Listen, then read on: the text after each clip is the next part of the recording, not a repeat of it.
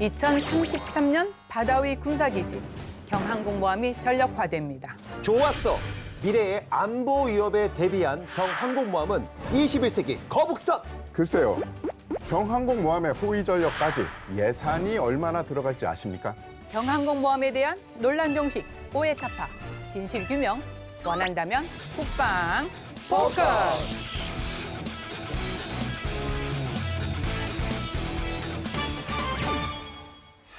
국방 포커스 드디어 대한민국 항공모함 시대를 열어줄 경항공모함 전력화에 대해 논의하게 됐습니다. 저는 이 시간이 정말 기다려졌습니다. 최근에 메이드 인 코리아죠. 정말 토정 최초 전투기 KF-21 보라매가 출시가 되었습니다. 너무 자랑스럽더라고요, 사실. 그리고 이제 10년 뒤면 경항공모함까지. 그런데 요즘 경항공모함에 대해 참 이야기들이 많죠. 군사 전문 기자로서 솔직히 말씀드리면 저 또한 참 의문점이 많습니다. 그래서 국민들의 궁금증과 오해를 속 시원하게 해소해주기 위해서 최고의 전문가들 모셨습니다. 대한민국 항공모함이 필요하다. 안녕하십니까. 해군본부 계획관리참모부장 정승균 소장입니다. 대한민국 해군, 함정 기술을 사랑하는 한국기계연구원의 정정훈입니다. 경항공모함 이제는 선택이 아니라 필수다. 김배영 한국국가전략연구위원입니다. 반갑습니다. 아, 잠깐만요. 잠깐만요. 제 건데. 그러니까 오늘 대장님 점잖으신 분이 왜 그러시는 거예요, 갑자기? 근데 오늘 주제가 주제인 네. 만큼 오늘은 국방 개그맨님보다 제가 더 적극적으로 날카로운 질문을 샥샥 던지려고 합니다. 기참 부장님, 이 뒤에 보이시나요? 국민들이 보고 있습니다. 예, 긴장하십시오. 얼마 전에 제가 본 기사 헤드라인이 이겁니다.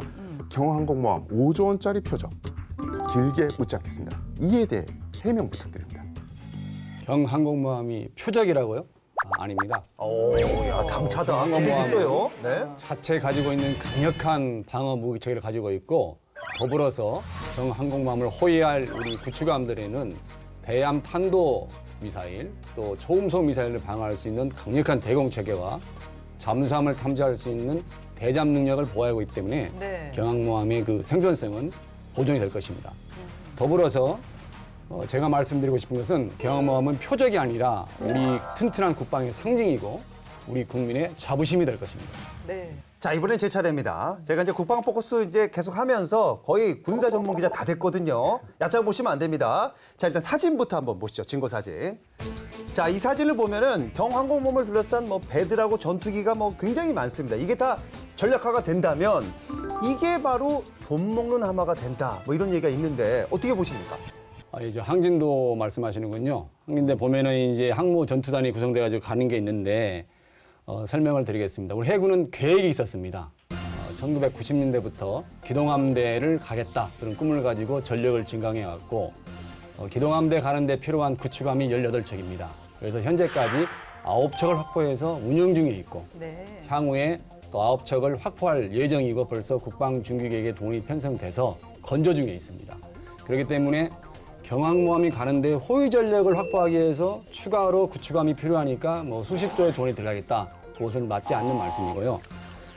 더군다나 이 경항모함을 건조할 때 우리 국내 기술로 건조가 됩니다. 해군은 과거부터 이 기술의 선진국 의존도를 탈피하기 위해서 굉장히 많은 연구 개발을 추진해 왔고 네. 그래서 이번에 올라가는 전투체계라든가 이거 탑재 장비 그리고 탐지 체계 모든 것을 국내 기술로 개발해서 경항모함이 부착이 되기 때문에 그 2조 원의 경항모함 건조비도 국내 산업체에 다 다시 재투자되기 때문에 국가 산업에 기여할 수 있고 또 운영 유지비도 굉장히 많이 든다고 하는데 사실 운영 유지비가 경항모함이 등치가 크기 때문에 운영 유지가 많이 들까 하는데 그렇지 않습니다. 한 500억 정도 들어가는데 이 돈은 21년 해군 예산이 약 8조입니다. 8조의 0.6% 수준이다. 그래서 해군 예산으로 충분히 지원이 가능하다 이렇게 말씀드리고 싶습니다. 그래도 저렇게 많은 장비가 활용되지 않습니까? 돈 먹는 하마 될 것 같은데 어떻게 생각하십니까? 장비가 많이 활용돼요. 수많은 장비 운용비에 제가 말씀드렸다면 500억에는 장비 운용비 그리고 장비 정비비, 기름값, 물값, 음식비 다 들어가 있습니다. 그래서 등치가 크다고 비싼 게 아니고 그 경항모함 자체는 항모에 움직이는 비행기 역할을 하기 때문에 비용이 많이 들어가는 게 아니고 단순하게 움직이는 비행장, 그러니까 비행기를 실현하는 그런 수송선이라 보시면 됩니다. 아, 네. 좋습니다. 예. 예, 이번엔 정 박사님에게 질문을 하나 드리고자 합니다. 예, 아주 솔직하게 답변을 해주셔야 해요. 먼저 사진 한 장 보여드리겠습니다. 예, 맞습니다. 미 해군 홈페이지에 게재된 사진이죠. 제7함대 소속의 머스틴 함의 함장과 부함장이 아주 여유로운 모습으로 중국 항모인 야오닝함을 바라보는 사진입니다. 마치 니네는 적수가 아니야 라는 것을 보여주는 이 고도의 심리전 같은 사진인데요. 그만큼 항공모함을 건조하는 것도 그리고 그것을 실전에 투입하는 것도 정말 쉽지 않은 일이라는 것을 반증하는 사진이 아닐까 합니다. 우리 기술력으로 건조 및 실전 운영이 가능한 걸까요? 예, 좀 어려운 질문이지만 우리 태 기자님이 솔직하게 답하라고 하니까 저도 네네. 솔직하게 답을 해야 될 것 솔직하게 같습니다. 갑니다. 예. 네. 저 개인적으로 생각을 하면 100% 우리 독자 기술로는 경항모함을 설계 건조하는 거는 굉장히 어렵지 않을까 생각을 어렵다. 하고 있습니다. 잘 아시는 것처럼 국방기술 품질원에서는 3년마다 국방과학기술 수준 조사를 합니다. 그리고 2016년에 보면 대한민국 함정 기술은 상당한 수준에 있습니다. 그렇지만 저는 이 경항모 설계 건조는 아마 해군 창군 일에 가장 도전적인 과제가 되지 않을까 생각을 합니다. 이렇게 말씀드리는 이제 가장 큰 이유를 설명드리고자 하면은 첫 번째는 좋은 함정을 만들려면 사실은 이 유사 함정을 저희가 많이 운영을 해서 어떤 그 운영에 대한 지식, 노하우가 축적이 돼야 되는데 네. 솔직히 저희는 항공모함에서처럼 이 대규모의 항공기를 함정에서 운영한 경험이 없습니다. 진짜 솔직하게 말해주세요. 예. 네. 그래서 사실은 굉장히 어렵다고 말씀을 드립니다. 어렵다. 잘 아시는 것처럼 아직까지도 경항모에 어떤 함재기를 탑재할 거냐 기종이 결정되지 않은 상황입니다. 그렇기 때문에 설계가 이제 곧 시작될 거라고 생각이 드는데 저는 그 항공모함을 잘 많이 운영해 왔던 미국과 영국하고 잘 협력을 해서 그런 함재기의 운영 노하우를 습득도 해야 되고 그걸 통해서 빨리 어떻게 함재기를 운영할 거냐에 대한 운영 개념을 수립해야 되고요. 또 하나 기종이 아직 결정되지 않았기 때문에 항공기 원재 작사의 협조를 얻기가 굉장히 어렵습니다. 그래서 빨리 기종도 결정을 하셔서 설계 중에는 이 항공기 원재 작사하고도 협업을 할 수 있는 그런 어떤 환경이 만들어지지 않는다면 굉장히 어려울 거라고 생각하고 있습니다. 이 최고의 이 경항모를 만들겠다 이런 말씀을 들으니 조금씩 오해가 풀리는 것 같습니다. 하지만 저는 아직 끝나지 않았습니다. 또 있어요. 네, 우리 오늘 김대영 정말 잘 준비하셨나 봐. 김대영 네. 의원님, 제가 질문 하나 드리겠습니다. 정말 필요하다면 중대형 항공모함을 도입하면 되지 왜 경항공모함인지 좀 궁금합니다. 예, 물론 이제 질문해 주신 황영진 님도 네네. 그렇고 아마 이 방송을 보고 계신 시청자 여러분들도 기왕 하는 김에 우리도 미국처럼 그야말로 대형 항공모함을 그렇지. 한다거나 아니면 뭐 중국이나 프랑스처럼 중형 항공모함을 해보는 게 오히려 낫지 않을까 이런 생각을 하고 계신 분들이 많을 걸로 저는 생각이 드는데요. 하지만 앞서 이제 책임 연구원님도 말씀해 주셨지만은 사실 모든 일에는 단계가 있습니다.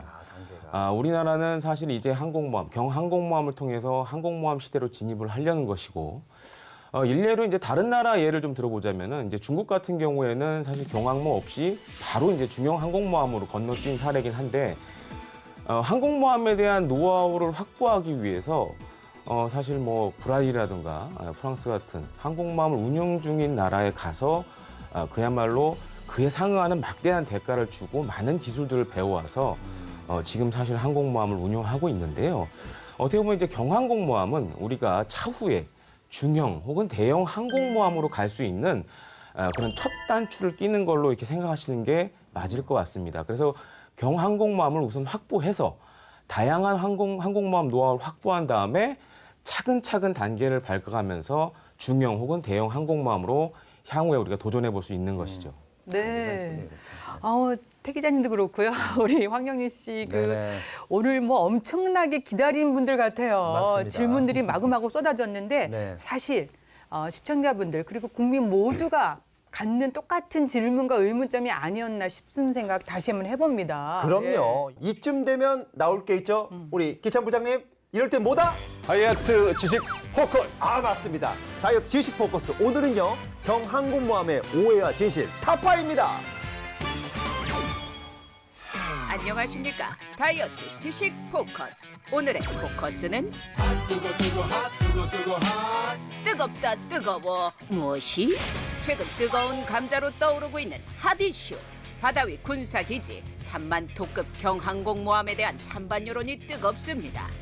막대한 예산 낭비에 경항모 운용 경험 전무 등 여기저기에서 제기되는 우려들, 경항모 도입에 관한 오해와 진실, 그리고 궁금증까지 모아 시작합니다.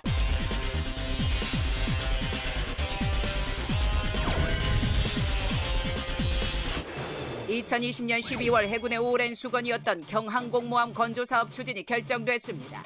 국방부 발표에 따르면 국내 연구개발로 2022년 기본 설계 작업을 시작해 늦어도 2033년까지는 실전 배치할 계획. 하지만 이 같은 내용이 공개되자 여기저기에서 논란이 쏟아져 나왔습니다.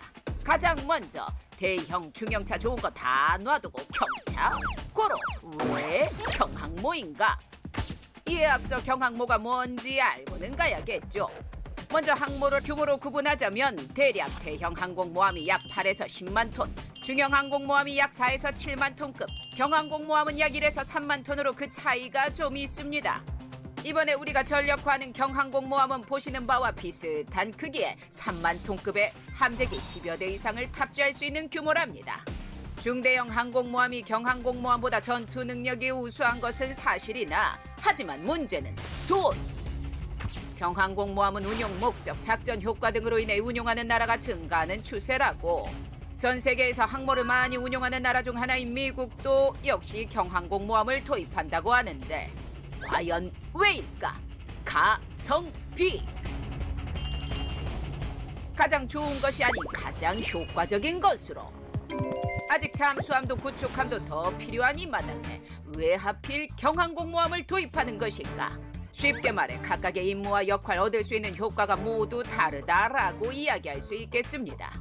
잠수함의 은밀함과 구축함의 어뢰처럼 전투적인 기능 수행을 위한 전력이 있는 반면 경항공모함은 눈앞의 도끼와 같이 무섭다.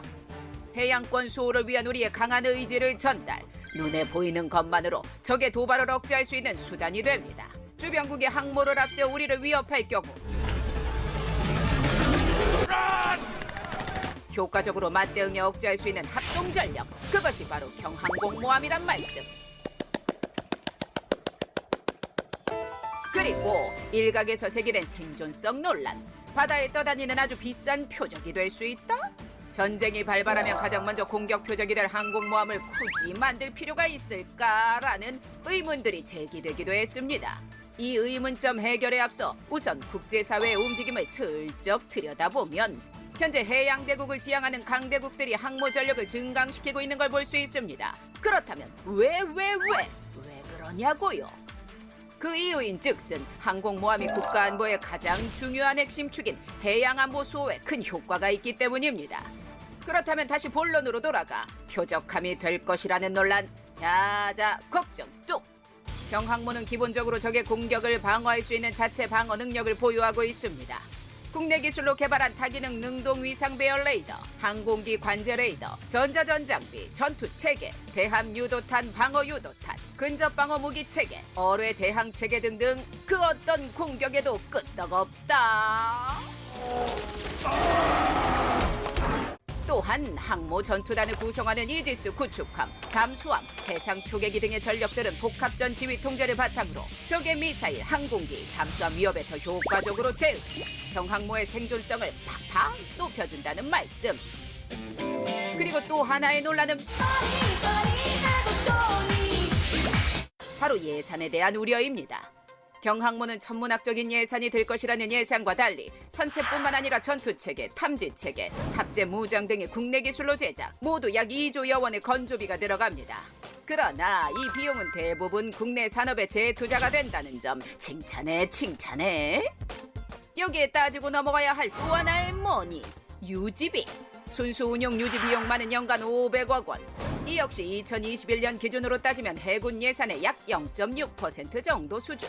거기에 경항모 그 자체로 전투력을 발휘할 수 없으며 군수 지원함과 호위함 등으로 구성된 전투단을 만들어야 하기 때문에 부수적인 예산이 많이 들어갈 것이라는 우려도 있었습니다. 하지만 해군은 현재 호위 전력 대부분을 이미 확보하여 운용 중이거나 국방중기 계획에 반영되어 있으니 추가로 많은 예산이 소요되지 않을 예정. 그러니 그대여 아무 걱정하지 말아요. 한 척의 항공모함은 그 자체로 거대 군사기지입니다. 우리 해군이 항공모함 전력, 즉 항모 전단을 보유하고 있다는 것은 강한 국방력만이 아니라 세계 속에서 강한 국가를 상징. 전쟁의 승리를 보장하는 수단이며 전쟁 양상을 획기적으로 전환시킬 게임 체인저 역할을 하게 될 우리의 경항공모함을 기대합니다. 경항공모함의 모든 오해가 싹 다 풀렸습니다. 네네. 이제부터 경항공모함에 대해 좀 더 차근차근하게 살펴보도록 하겠습니다. 우선 대한민국 해군의 첫 경항공모함이 오는 2033년에 이제 전력화된다고 공식 발표가 됐습니다. 지난해 2021-2025 국방 중기 계획을 통해 한국형 경항공모함 확보 사업이 본격화됐습니다. 평화의 한반도를 지키고 만들어 나갈 것입니다. 2033년 무렵 모습을 드러낼 3만 톤급 경항공모함은 세계 최고 수준의 우리 조선 기술로 건조될 것입니다. 2021년 본격 추진되고 있지만 여전히 핫 이슈 한국형 경항공모함 사업. 여러분은 어떻게 생각하십니까? 자, 현재 계획대로 추진이 되고 있을까? 이런 점 궁금하지 않습니까? 부장님 속 시원하게 답변 부탁드리겠습니다. 예, 말씀드리겠습니다. 경항공모함의 필요성은 작년에 우리 군의 가장 최고 의결기관인 합동참모회의라는 게 있습니다. 거기는 합동참모의장, 육해공군 총장, 네. 해병대 사령관이 참가하는 의결기구인데 거기서 필요성이 인정돼가지고 결정이 되었습니다.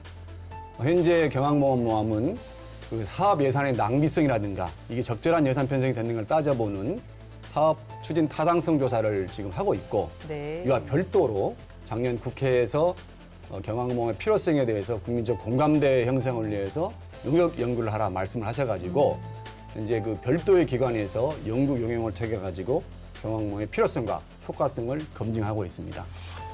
경항모함이 올해 예산이 반영돼서 추진되면은 기본 설계에 한 4년이 걸리고 네. 상세 설계 및 함건조에 한 7에서 8년이 걸립니다. 그렇기 때문에 여러분들은 2033년이 되면은 우리 항공모함이 태극기를 달고 항해하는 자랑스러운 모습을 볼 수 있을 것입니다. 네, 왜 2033년에 경항공모함이 전력화되는지 이제 알게 됐습니다. 네. 잠깐만요. 일단 경항공모함에 대해서 좀 더 알아봐야 됩니다. 잘 모르거든요, 사실. 크기만 작은 건지, 뭐 역할과 기능이 좀 다른 건지 중대형 항공모함과 비교해 주시면 너무 좋을 것 같아요. 네. 예, 좋은 질문이십니다. 그럼요. 사람들이 이제 항공모함 하면은 이게 경유에 붙은 거 걱정 말씀하시는데 항공모함은 보통 세계적으로 이렇게 세 가지로 구분합니다. 그래서 한 3만 톤까지는 경항공모함, 그래서 4에서 한 7만 톤까지는 중항공모함. 등치가 큰 8만 톤 이상은 우리가 대형 항공모함 그러는데 네. 아까 말씀하신 것처럼 대형 항공모함은 지금 미국만 운영하고 있죠. 근데 사실 항공모함이 이게 크다면은 장점이 뭐냐면은 아시겠지만 항공기를 많이 적재할 수 있습니다. 맞죠. 항공이 많다는 것은 그만큼 전투 능력이 신장된다는 걸 의미하죠.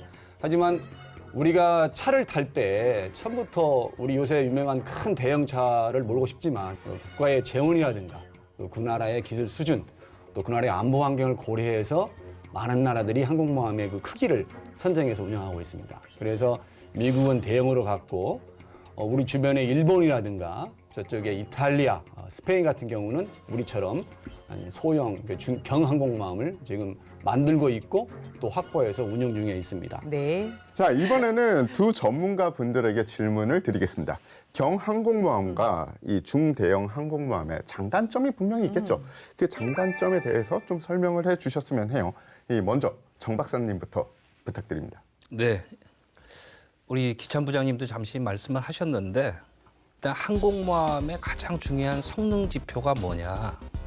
이제 일반적으로 이렇게 알려져 있습니다.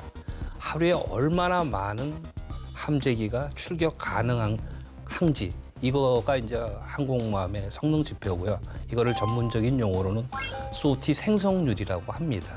그리고 이 소티 생성률이 많아지려면 당연히 또 항공모함에 얼마나 많은 항공기를 우리가 탑재할 수 있느냐가 이제 관건이 되는 거죠. 네. 그렇게 생각해 보면 당연히 크면 클수록 항공기를 많이 탑재할 수 있으니까 소티 생성률은 높아집니다. 예를 들어 보면은 지금 미국의 최신 대형 항공모함, 우리는 이거를 슈퍼 캐리어라고 부르는데 지금 전력화가 진행 중인 제너럴 포드 항공모함 같은 경우에는 75대 전투기를 탑재해서 평상시의 작전에서는 하루에 160회, 그리고 전시 같은 아주 급박한 상황에서는 하루에 270회에 출격 가능하다고 알려져 있습니다. 네. 반면에 지금 우리 경항공모함하고 비슷한 미국의 강습 상륙함 LHA-6인 아메리카 함정 같은 경우에는 지금 MH-60 헬기 한 대하고 16대의 F-35B를 가지고 지금 하루에 42회의 출격이 가능하다고 얘기를 합니다. 이런 관점에서는 크면 클수록 좋은데 문제는 돈이죠. 네. 그러니까 커지면 커질수록 당연히 획득 비용도 커지고 또 운영 비용도 커질 수밖에 없습니다. 그래서 이제 미국의 아주 심각한 딜레마인데 지금 미국의 아까 말씀드렸던 제너럴 포드가 획득 비용이 얼마냐? 올해 회계연도 기준 그리고 환율을 저희가 1달러당 1,200원으로 했을 때 네. 척당 16조 원이 들었다고 얘기합니다.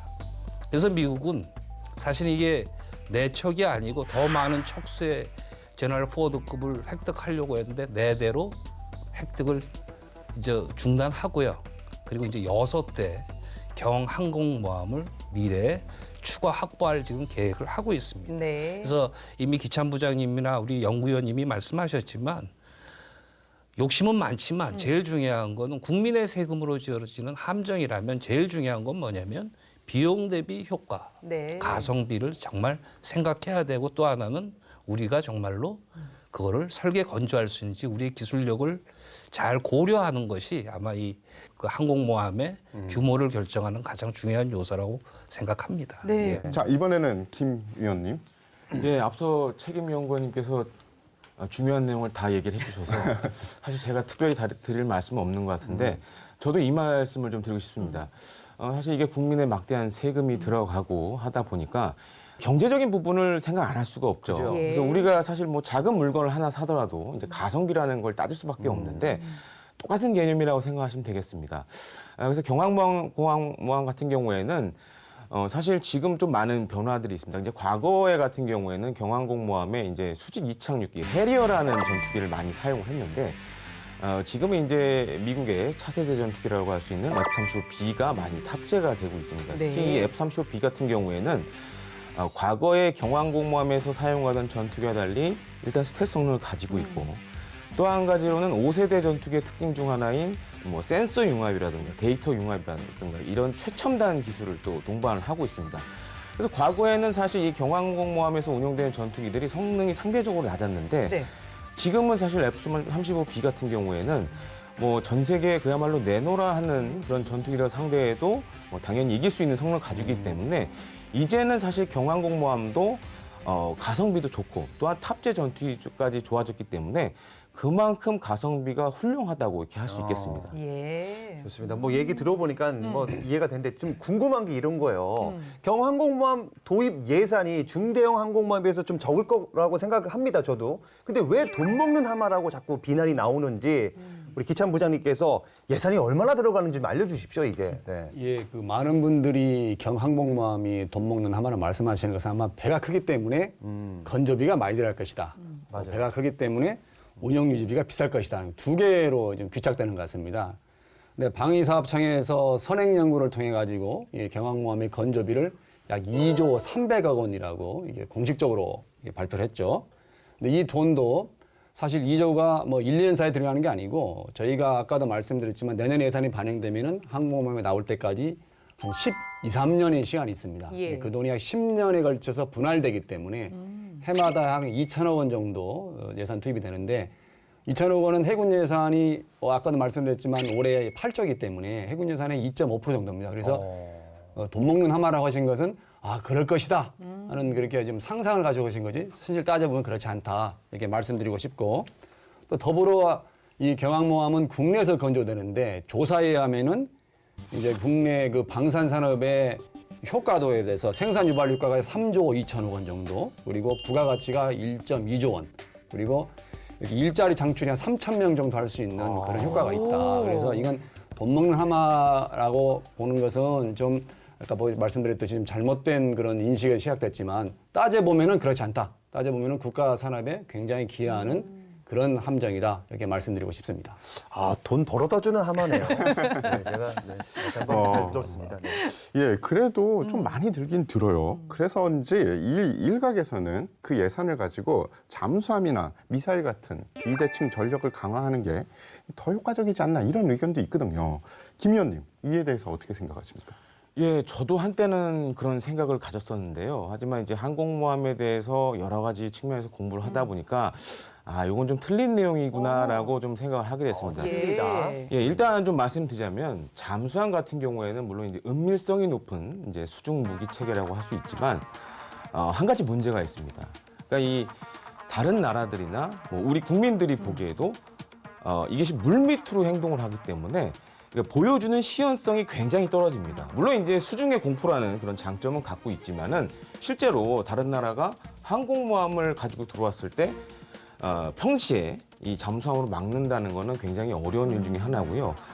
그만큼 이 항공모함은 평시 전시할 것 없이 우리 국민들에게나 아니면 주변국들에게 보여줄 수 있는 시연성이 굉장히 높은 무기 체계라고 할 수 있겠습니다. 네.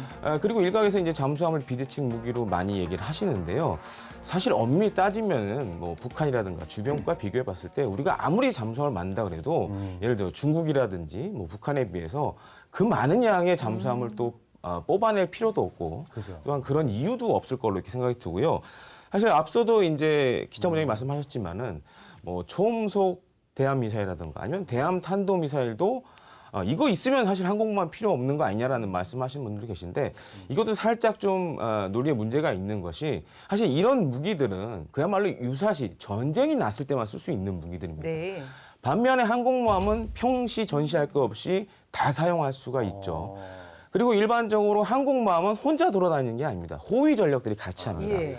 그렇기 때문에 이 호위 전력들의 이런 초음속 대함 미사일이라든지 아니면 대함 탄도 미사일을 유혹할 수 있는 또 방어 수단들을 다 갖추게 됩니다. 그래서 일례로 중국이 사실 초음속 대함 미사일이라든가 뭐 대함 탄도 미사일 이런 것들 많이 가지고 있는데 그럼에도 불구하고 항공모함을 계속 만들고 있거든요. 그러니까 이것은 어떻게 보면 이제 창과 방패가 다 필요하다라는 논리가 될 수 있겠습니다. 네. 그래서 우리도 앞서 말씀드렸던 뭐 그런 항공모함에 대응할 수 있는 무기들도 물론 이것도 별도로 개발을 해야 되고 항공모함도 반드시 가져야 되는 상황이라고 할 수 있겠습니다. 그래도 우리도 핵 잠수함에 SLBM이 있는 게 낫지 않을까요? 네. 예, 물론 이제 항공모함만큼 핵 잠수함도 우리 해군에 꼭 필요한 무기 체계 중에 하나라고 할 수 있겠는데요. 다만 이 핵 잠수함 같은 경우에는 원자력을 동력으로 하는 추진 체계를 사용하기 때문에 사실 이게 국제 정치적인 문제와 굉장히 연관이 깊습니다. 그리고 또 한 가지 우려되는 것은 물론 우리가 원자력 추진 잠수함을 가지면은 그것만큼 좋은 일은 없겠지만 이것 때문에 사실 동북아에 예를 들어서 일본도 지금 원자력 추진 잠수함이 없는데 우리가 가졌을 경우에는 일본도 분명히 그걸 가지려고 노력할 것이고 어떻게 보면은 동북아에서 이런 원자력 추진 잠수함 도미노가 일어나게 됩니다.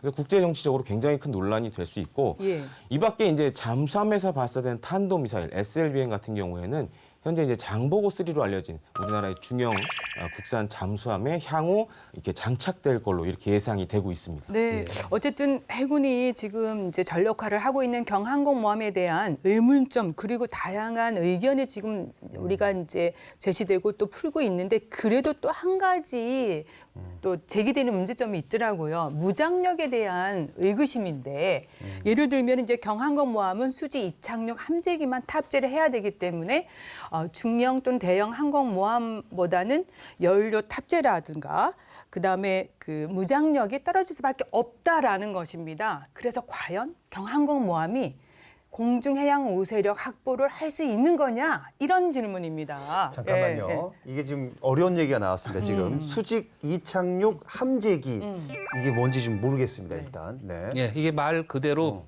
수직으로 이륙하고요. 수직으로 착륙하는 겁니다. 그 헬리콥터 말씀하시는 건가요?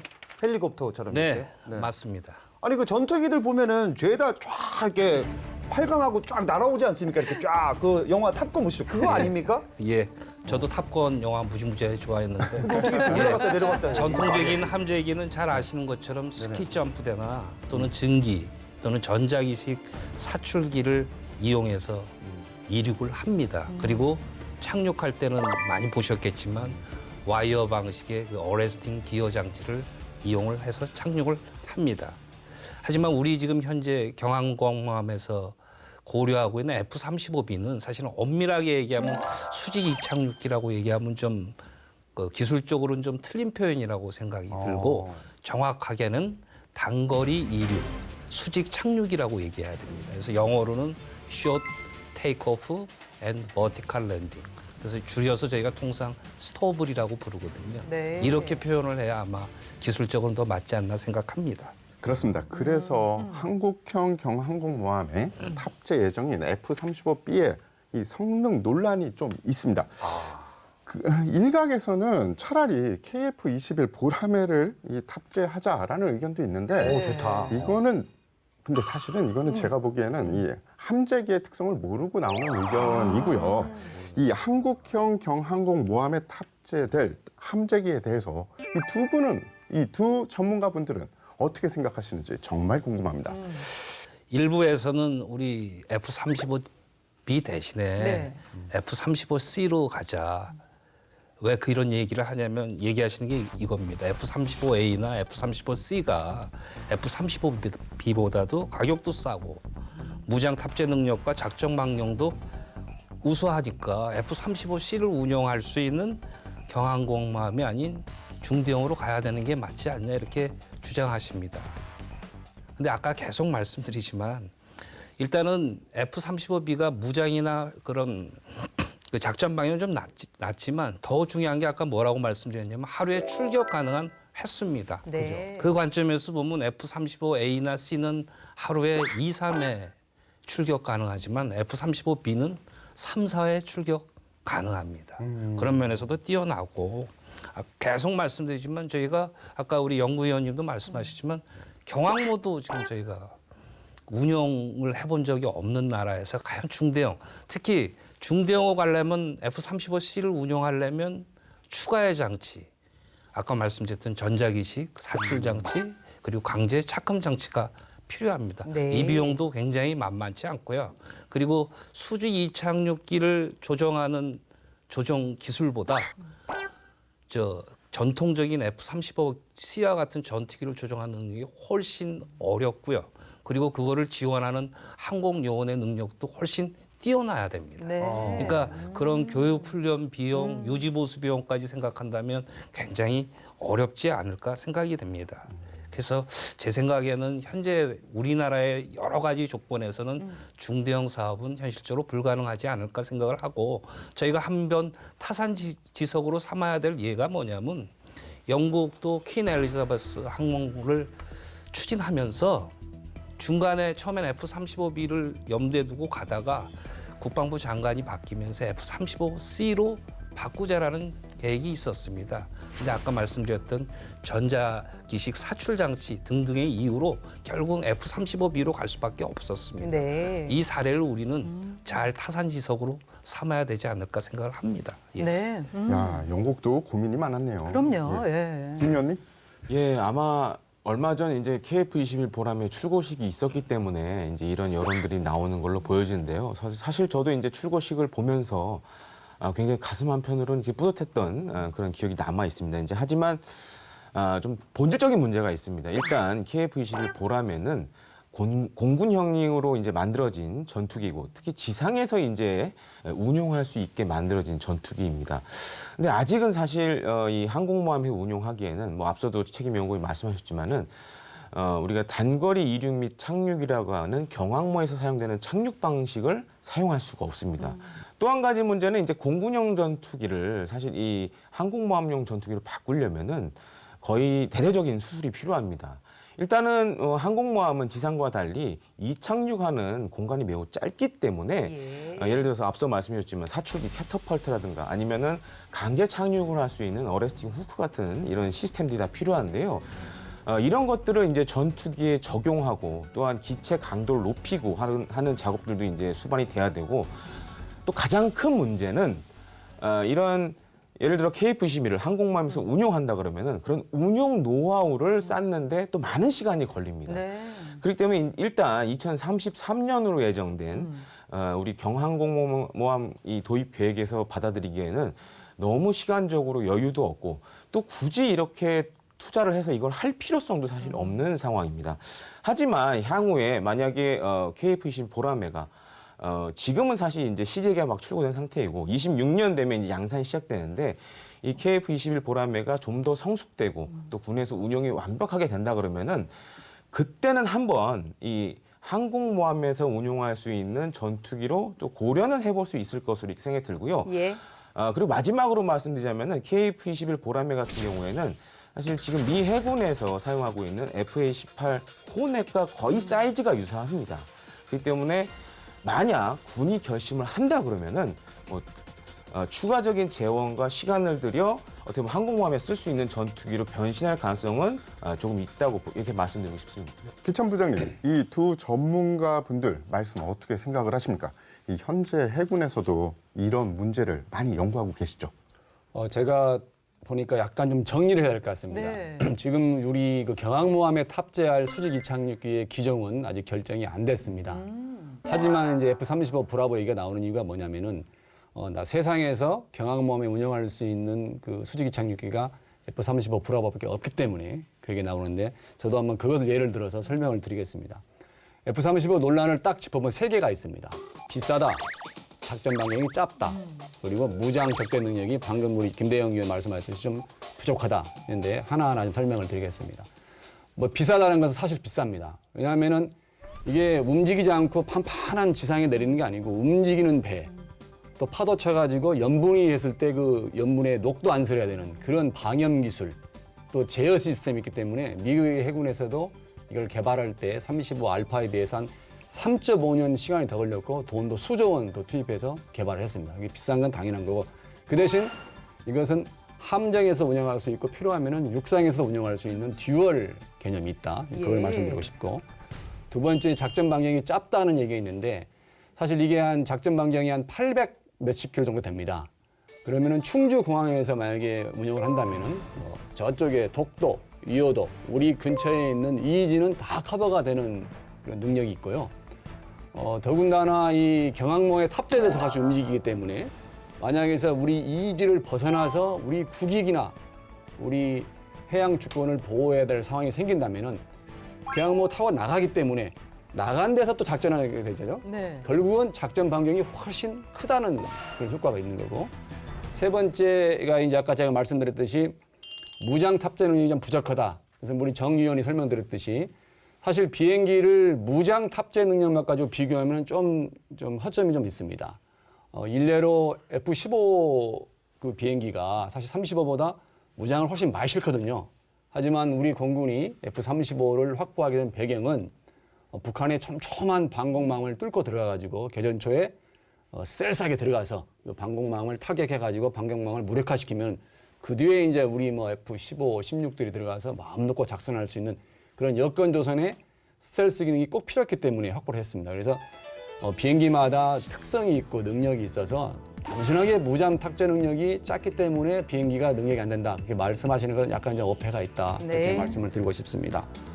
더군다나 아까도 이제 약간 언급을 했지만 경항모함에서 작전이 되기 때문에 작전국 옆에 항상 비행기지가 있는 겁니다. 육상에서 발진하는 비행기는 독도에 피와 작전하고 다시 돌아가서 급유하고 무장을 싣고 나와야 되는데 독도 근처에 있는 항공모함에서 이륙한 비행기들은 바로 거기 가서 재무장, 재급유가 되기 때문에 더 빨리 또 더 자주 임무에 투입될 수 있는 그런 효과를 가지고 있습니다.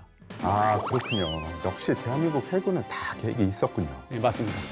경항공모함 도입 대양 해군의 꿈을 이루기 위한 해군의 오랜 수건 사업입니다. 그래서 수많은 고민과 연구 끝에 이제 이런 결과가 나왔습니다. 이런 점에 대해서 박사님 좀 의견 있으실 것 같은데요. 네. 예, 아직도 뭐 이 경항모 획득과 관련해서 뭐 찬반이 많이 있죠. 특히 네. 반대 논리도 여전히 많은데 뭐 그거는 국제적 사업을 진행하다 보면 당연히 있는 문제라고 네. 생각하고 저는 이거는 우리 군이 아마 잘 슬기롭게 극복할 거라고 생각하는데 좀 반대하시는 분들한테 좀 다시 한번 좀 경각심을 일으켜드리고 싶은 얘기는 네, 왜 몇 가지 좀 짚어주세요. 예, 네. 지금 왜 세계 각국이 아까 이렇게 막대한 건조 유지 비용이 들고 그리고 에도 불구하고 이렇게 군사 전략적 가치나 대테러, 해적 소탕, 지진 해일과 같은 이런 재난 대비 등의 다양한 이 비군사적 요구 사항에 부응하기 위해서 항모를 열심히 획득하려고 노력하고 하고 있고 추진하고 있습니다. 네. 그렇죠?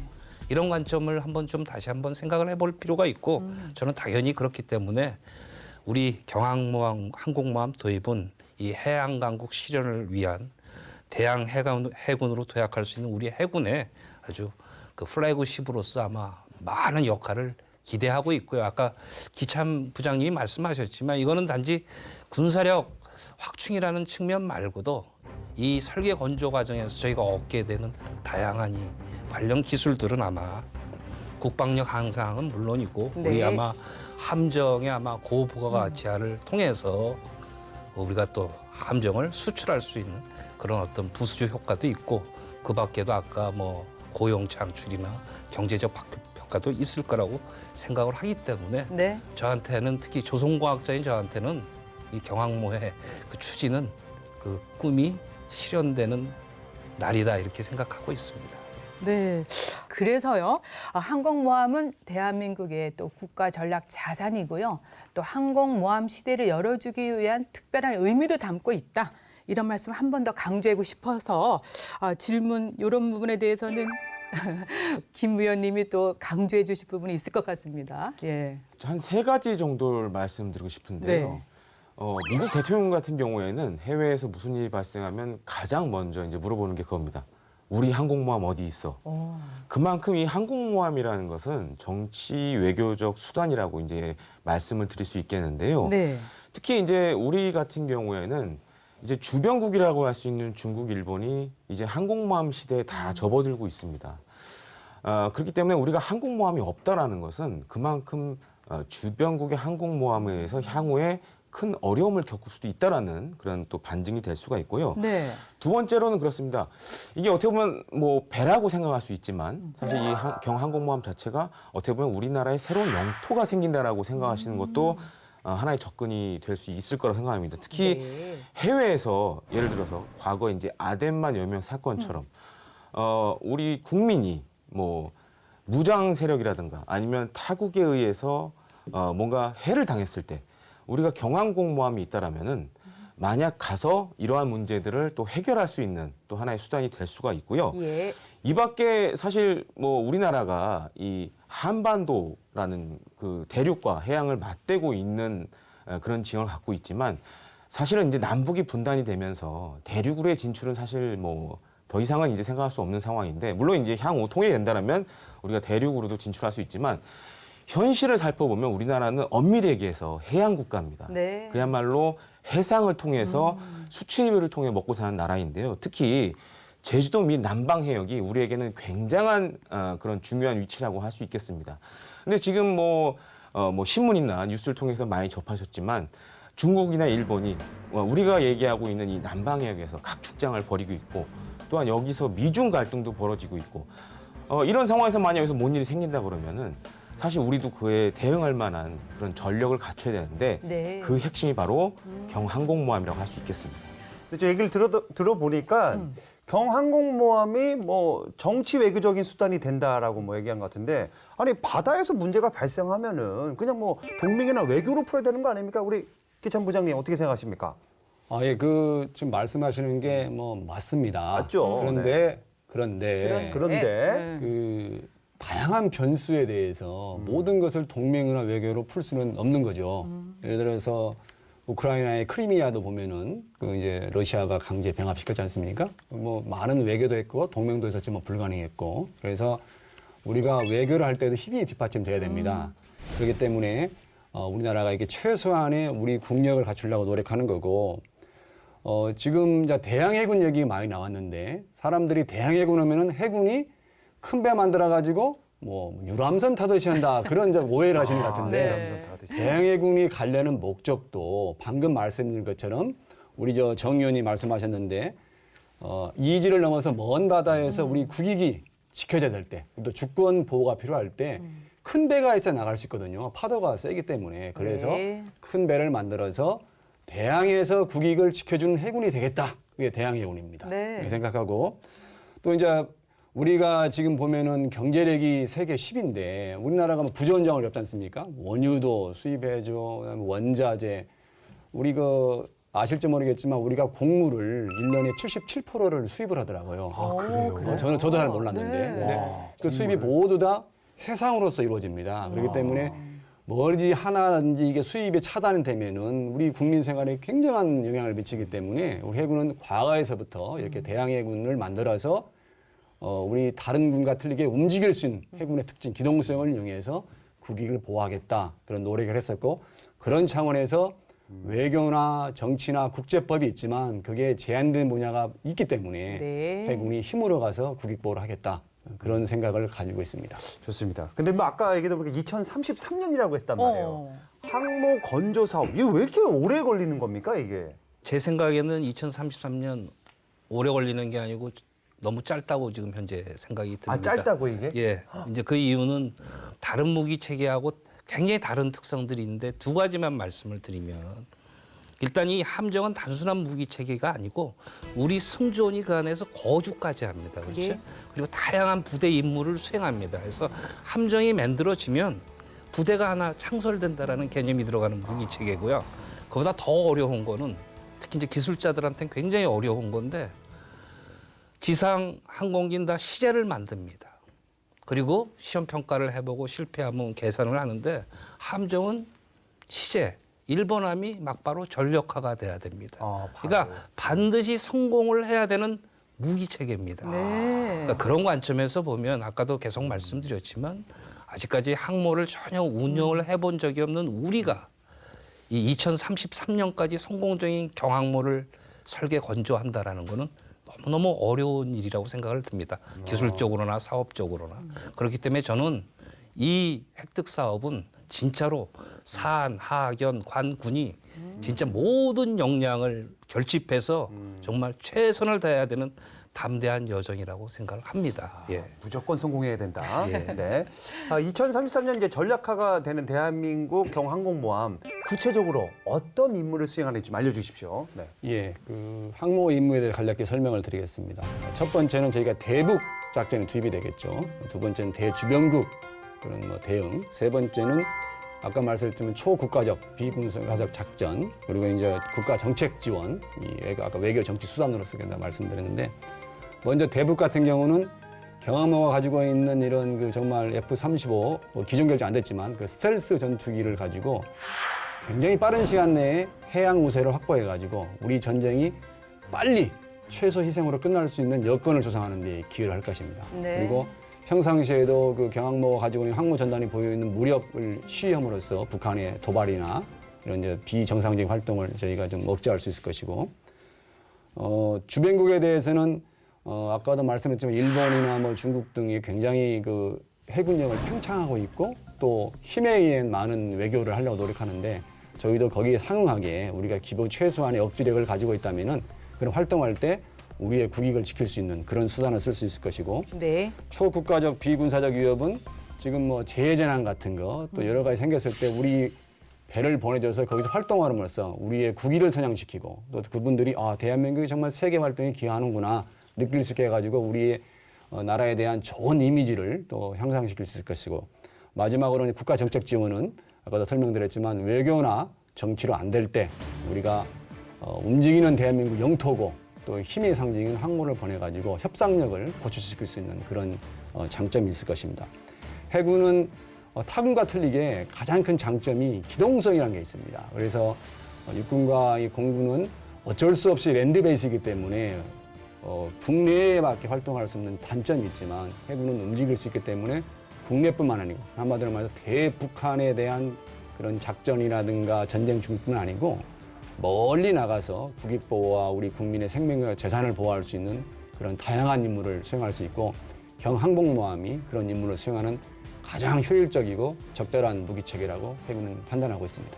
네, 지금까지 대한민국의 경항공모함이 왜 필요한지 어떻게 확보해야 될지에 대해서 논의를 해봤습니다. 이제 마지막으로요. 경항모 사업이 어떻게 완수돼야 될지 또 필요한 게 무엇인지 등등 다짐과 당부의 말씀 듣겠습니다. 우선 정 박사님. 일단 진짜로 경항공모함이 빨리 제 눈앞에 나타나기를 정말 간절히 희망하면서 몇 가지 좀 부탁을 드릴까 합니다. 일단 제가 알고 있기로는 이 경항공모함에서의 함재기 운용은 이 고정익 전투기인 경우에는 우리 공군이 그리고 아마 공격 기동 헬기나 아마 우리 해병대가 운영을 한다고 알고 있습니다.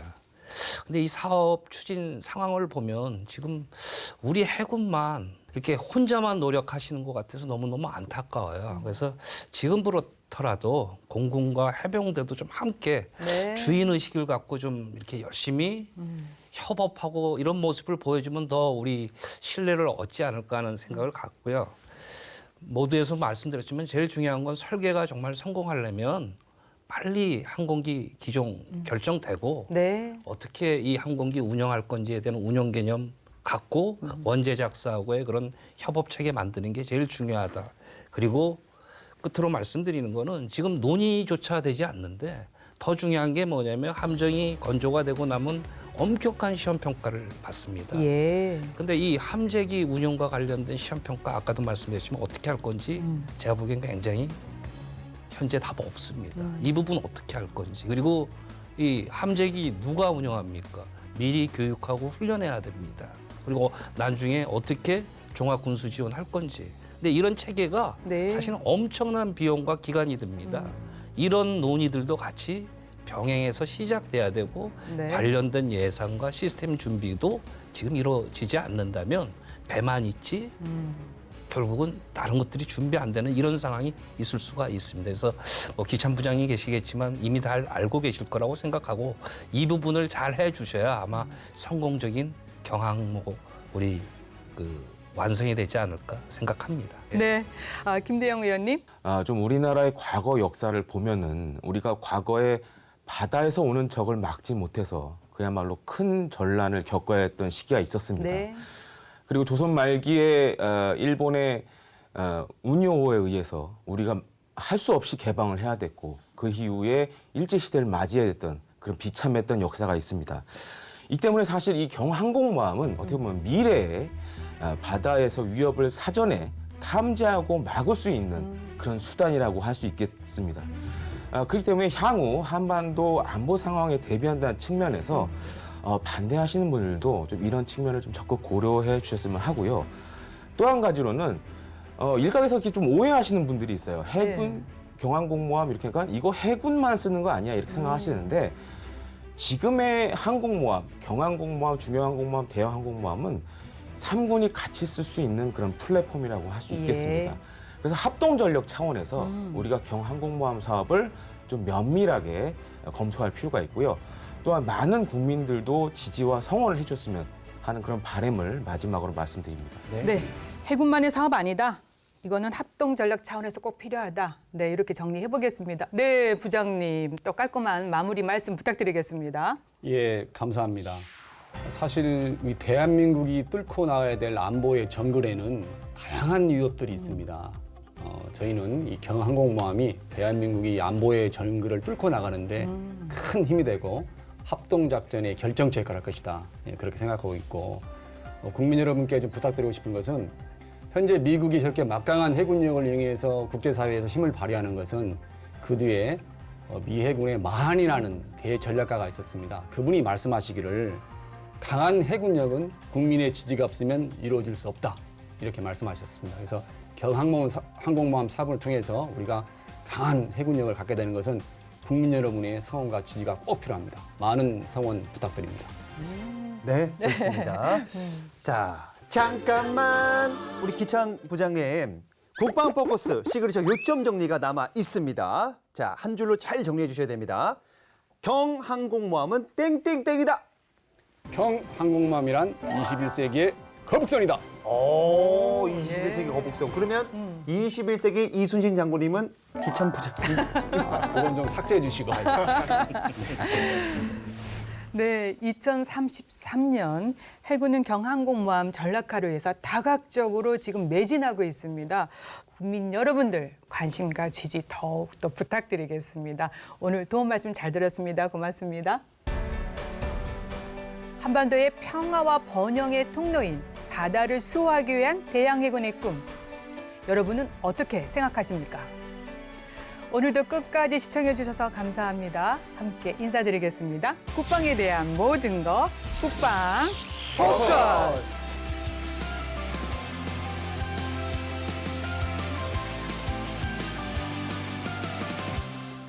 태기자님, 요즘 여군도 많아졌잖아요. 군인으로서 나라 지키느랴, 집안일도 하랴, 이것저것 정말 고충이 많을 것 같아요. 근데 그건 여군만의 걱정이 아니죠. 그래요? 이 남분도 아유, 일과 가정 모두 소중하다고요. 일과 가정 둘 다 지키며 행복하게 살 수는 없는 걸까요? 우리에게는 가족, 친화적 조직 문화, 일, 가정, 양립 제도가 있으니 걱정 마세요. 가정의 달 특집, 그 첫 번째 이야기, 군 양성평등 안녕하신가요? 궁금하다면 국방 포커스!